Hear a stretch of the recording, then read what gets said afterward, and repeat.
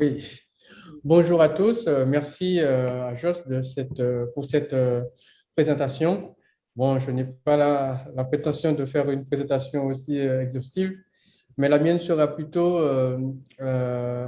basée sur les grandes civilisations pour qu'on puisse avoir une idée des autres calendriers, parce que nous étudions souvent uniquement le calendrier hébraïque et en le comparant avec le calendrier grégorien, mais nous devons aussi savoir qu'il y a eu d'autres civilisations dans l'histoire qui ont aussi produit des calendriers et nous devons aussi les étudier pour voir qu'est-ce qu'on peut en retenir dans, dans, dans, dans tout ça. Donc, la présentation va se dérouler de la manière suivante. Je vais vous présenter un certain nombre d'œuvres et d'auteurs que je vous conseille de lire si vous voulez en savoir plus sur les calendriers. On verra aussi l'utilité des calendriers des grandes civilisations. On verra aussi que toute la planète est régie par des calendriers. Et on étudiera de manière plus approfondie les calendriers des grandes civilisations. On verra une chronographie comparative des différents calendriers et une comparaison de données mathématiques. N'ayez pas peur, c'est pas compliqué. Donc voilà, et après, on conclura. Avant tout, je commence par dire que toutes les dates de repères de temps qui seront affichées dans cette présentation sont données et correspondent au calendrier grégorien sur lequel nous vivons tous et référencés par rapport à l'an 1 de notre ère, qui, selon la tradition, se réfère Monsieur à Duvallon. l'année supposée de... Bonjour, c'est Pardon? Monsieur Saint-Pierre. Ouais, qui est l'année supposée de la naissance du Christ. Donc, quelle est l'utilité des calendriers de nos jours? Ben, jusqu'à maintenant, des peuples l'utilisent pour l'agriculture, pour les rites spirituels, comme on vient de le voir avec Josh, pour la construction, étudier la migration, et les calendriers permettent aussi de, de, de, de conditionner la vie sociale. Donc, les œuvres que je peux vous conseiller de lire, c'est le calendrier Maya, parce qu'on va aussi aborder ce thème-là, qui est un calendrier très important, et les mathématiques du calendrier juif, donc pour qu'on puisse comprendre toutes les démonstrations que Josh vient de nous faire, et aussi le calendrier égyptien, et donc ça va parler hiéroglyphes, et aussi ça permet de comprendre la construction de ces calendriers au cours de l'histoire. On voit que notre planète vit au rythme des calendriers. Par exemple, cette image montre les différentes saisons en Europe. Donc, nous ne sommes pas les seuls à être soumis au calendrier. Les arbres aussi, ils sont soumis. Donc là, on voit le printemps, l'été, l'automne et l'hiver. On voit qu'ils ont différents comportements suivant la saison. Et cette saison se répète toujours à la même époque chaque année. Ce n'est pas seulement en Europe que la vie est soumise au calendrier, en Asie aussi. Ici, le lac Rolong en Chine, qui est une zone de migration pour les oiseaux qui font chemin vers la Sibérie orientale et l'Australie. Et toujours chaque année à la même période, cette zone est donc remplie d'oiseaux et qui donc font leur chemin. En Amérique aussi, la vie est régie par les calendriers. Nous qui vivons aux Antilles, nous savons que nous avons une période cyclonique qui débute fin juillet et qui s'arrête fin octobre. Et chaque année, on a toujours des menaces cycloniques qui arrivent toujours à cette période-là. Donc, on a pris un petit peu de hauteur. On va revenir sur Terre, en Afrique. Les animaux en Afrique aussi migrent pour fuir la sécheresse et ils quittent leurs habitats naturels chaque année à la même période, donc avant l'arrivée de la sécheresse, pour pouvoir parcourir leur chemin de façon à toujours trouver de la nourriture sur leur chemin et de quoi s'abreuver jusqu'à arriver à destination. Et ils font le retour de la même manière. Et donc, eux aussi, ils ont leur propre calendrier qu'ils respectent. Les civilisations humaines ont donné droit à différents calendriers. Dans le continent américain, le plus célèbre est le calendrier Maya, qui est issu du calendrier mésoaméricain. Et tout le monde vit sous le calendrier grégorien qui a pris naissance en Europe. On connaît la grande civilisation égyptienne qui a donné naissance au calendrier égyptien. On connaît aussi le calendrier mésopotamien et peut-être un petit peu moins le calendrier chinois. Donc, on va essayer de discuter de tout ça.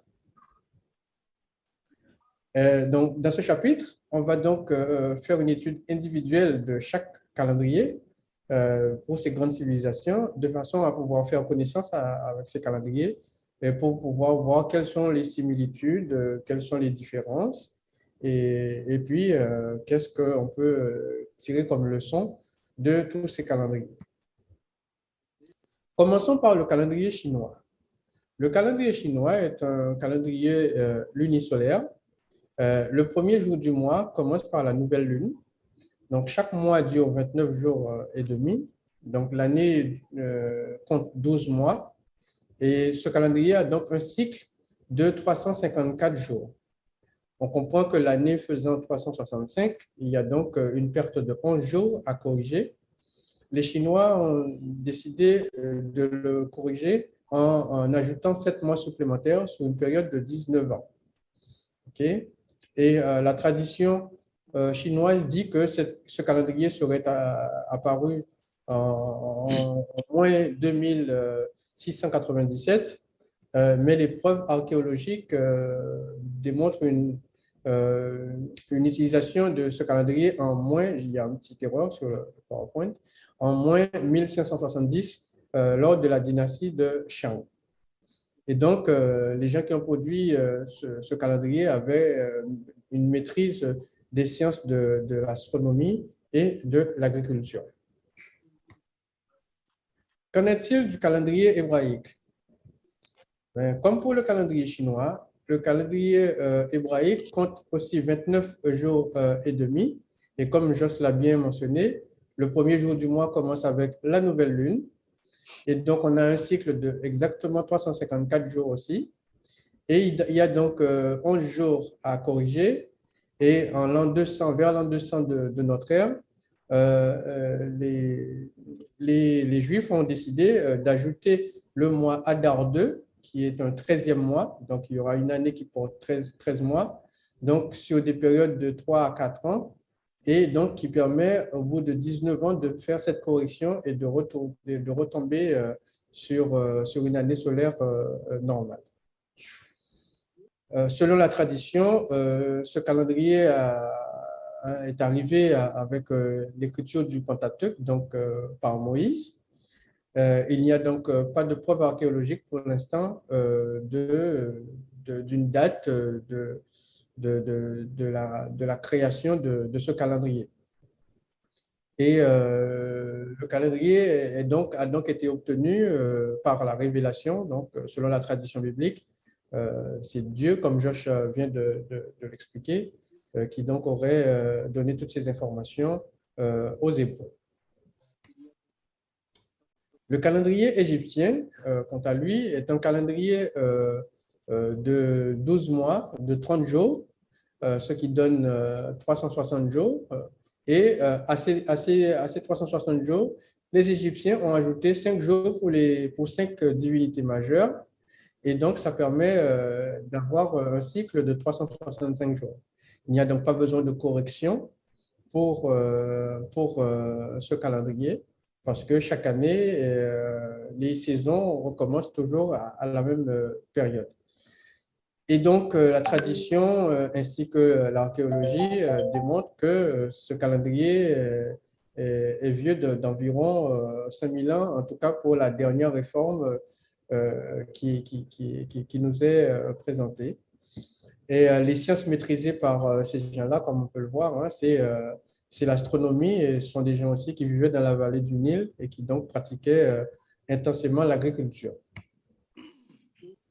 On va finir par les calendriers mésoaméricains qui ont donné lieu au calendrier Maya. Il faut mettre même au calendrier Maya au pluriel parce que les Mayas, ils avaient deux calendriers. Ils avaient un calendrier sacré qui s'appelle le calendrier Buksok de 260 jours qui était réservé pour les fêtes de leur divinité. Ils avaient aussi un calendrier solaire qui est comme les Égyptiens de 360 jours plus 5. Et la tradition dit que les calendriers mésoaméricains datent d'environ moins 3313 années. Vous avez donc deux dates hein, qui figurent sur l'image que vous voyez là. Donc, ce sont des façons de codifier les dates. Et cette date-là, elle codifie l'année moins 3313. Et l'archéologie permet de retrouver des vestiges qui remontent à plus de 1000 ans avant notre ère. Et les peuples qui ont produit ces calendriers-là, eux aussi, ils avaient une grande maîtrise de l'astronomie et de l'agriculture. Nous vivons actuellement sur, comme le pasteur Guy Roger l'a rappelé, sur le calendrier grégorien, qui est un calendrier de 12 mois de 28, 30, 31 jours, suivant le mois, avec un jour chaque année bissextile de plus, qui permet donc d'avoir un cycle de 365 jours pour éviter des corrections. Et donc, la tradition, ainsi que l'archéologie aussi, hein, permettent de dater ce calendrier-là sous le pape Grégoire VIII, donc au XVIe siècle. Et donc, il avait fait appel à des mathématiciens et des astronomes pour produire le calendrier.